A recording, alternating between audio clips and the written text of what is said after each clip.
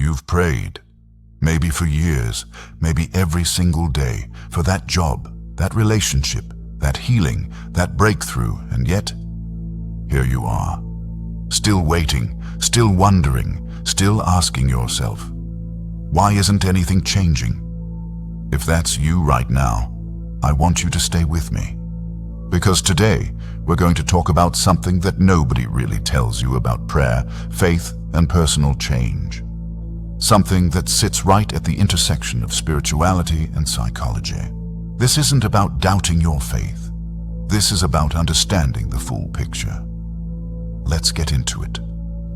The honest truth we don't want to hear. Let's start with the uncomfortable truth. Prayer is powerful, deeply, genuinely powerful. But prayer was never designed to be the only thing you do. And somewhere along the way, many of us, myself included, began to confuse surrender with stillness.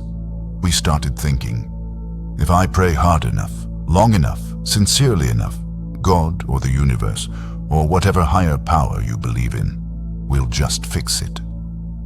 But here's what I've learned, and what research in psychology and behavioral science keeps confirming. Change requires both inner and outer work.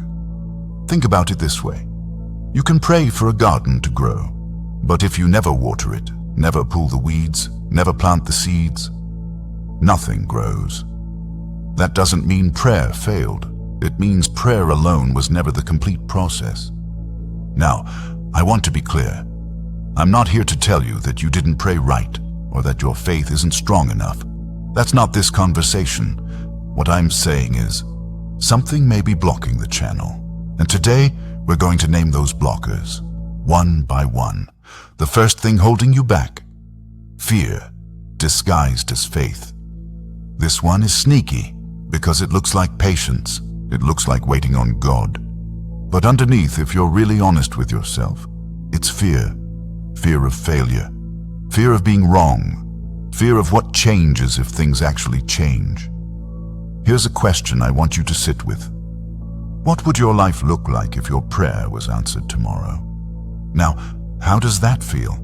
Exciting or slightly terrifying? If there's terror in there, that's important information, because sometimes the very thing we're praying for, we're also unconsciously resisting.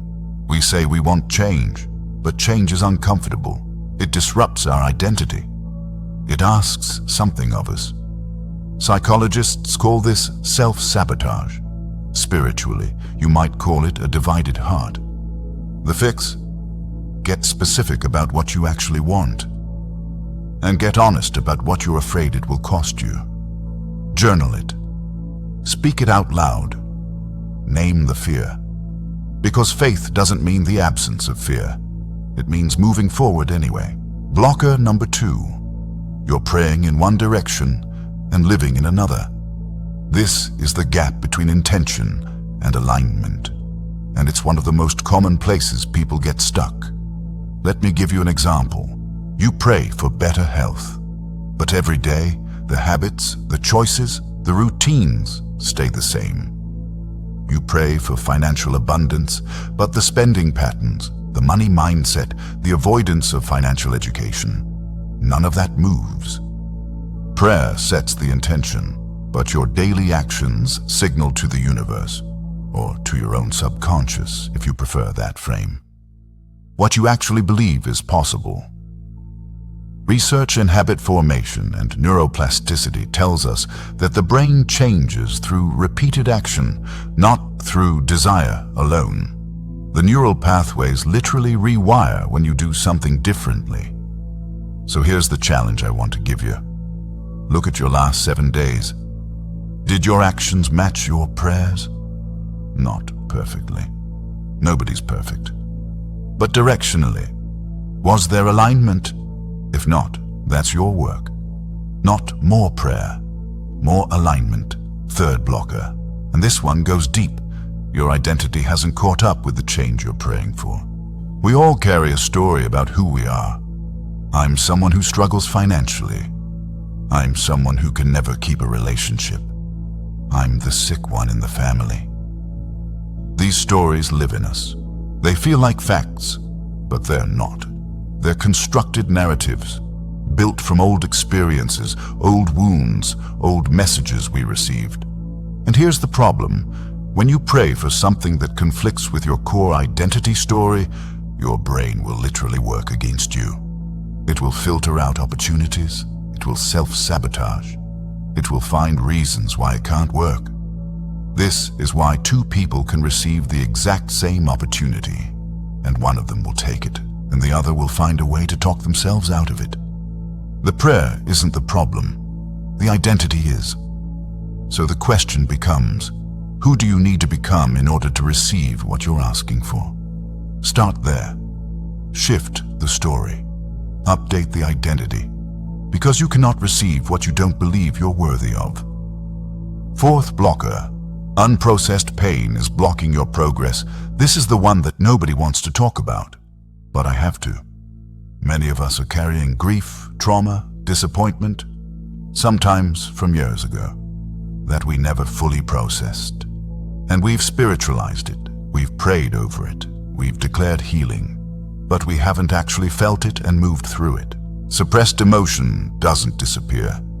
It goes underground, and it creates this invisible weight that makes forward movement feel impossible, no matter how much you pray.